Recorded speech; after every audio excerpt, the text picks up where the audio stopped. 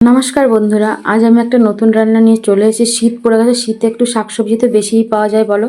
তো আমি মেথি শাকগুলো এখন বেছে নিচ্ছি। দেখি দেখো এরকম করে বাছতে হবে, তারপরে ধুয়ে নেব। এবার আমি বেগুনটা কেটে নেবো ছোট ছোট করে, জলের মধ্যে দিয়ে দিচ্ছি বেগুনগুলো। মেথি শাকগুলো আমি দেখো কুচিয়ে নিচ্ছি।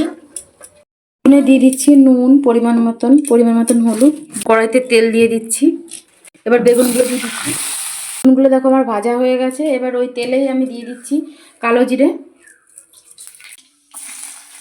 আর দুটো কাঁচা লঙ্কা। এবার আমি শাকগুলো দিয়ে দিচ্ছি। পরিমাণ মতো নুন দিয়ে দিলাম, পরিমাণ মতন হলুদ। এবার আমি ভালো করে নাড়বো। শাকটা একটুখানি হয়ে গেল শাক। বন্ধুরা দেখো শাকটা আমার ভাজা হয়ে গেছে। এবার আমি ভেজে রাখা যে বেগুন ভেজে রেখেছিলাম দিয়ে দিচ্ছি। যে সকল বন্ধুরা নতুন অবশ্যই কিন্তু ফলো করবে। আমি এখন বাটিতে তুলে নিচ্ছি বন্ধুরা। ও মেথি শাক ভাজাটা হয়ে গেছে।